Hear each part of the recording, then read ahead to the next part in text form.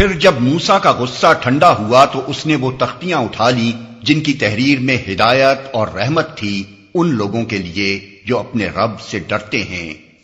اور اس نے اپنی قوم کے 70 آدمیوں کو منتخب کیا تاکہ وہ اس کے ساتھ ہمارے مقرر کیے ہوئے وقت پر حاضر ہوں۔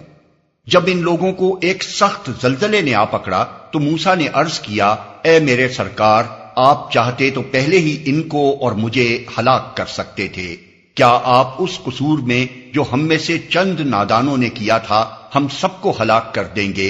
یہ تو آپ کی ڈالی ہوئی ایک آزمائش تھی جس کے ذریعے سے آپ جسے چاہتے ہیں گمراہی میں مبتلا کر دیتے ہیں اور جسے چاہتے ہیں ہدایت بخش دیتے ہیں۔ ہمارے سرپرست تو آپ ہی ہیں، پس ہمیں معاف کر دیجئے اور ہم پر رحم فرمائیے، آپ سب سے بڑھ کر معاف فرمانے والے ہیں۔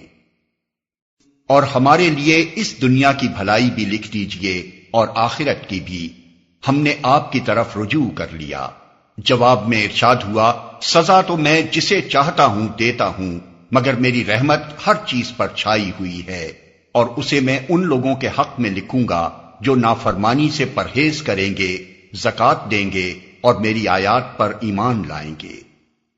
پس آج یہ رحمت ان لوگوں کا حصہ ہے جو اس پیغمبر نبی امی کی پیروی اختیار کریں جس کا ذکر انہیں اپنے ہاں تورات اور انجیل میں لکھا ہوا ملتا ہے۔ وہ انہیں نیکی کا حکم دیتا ہے، بدی سے روکتا ہے، ان کے لیے پاک چیزیں حلال اور ناپاک چیزیں حرام کرتا ہے، اور ان پر سے وہ بوجھ اتارتا ہے جو ان پر لدے ہوئے تھے، اور وہ بندشیں کھولتا ہے جن میں وہ جکڑے ہوئے تھے۔ لہذا جو لوگ اس پر ایمان لائیں اور اس کی حمایت اور نصرت کریں اور اس روشنی کی پیروی اختیار کریں جو اس کے ساتھ نازل کی گئی ہے، وہی فلاح پانے والے ہیں۔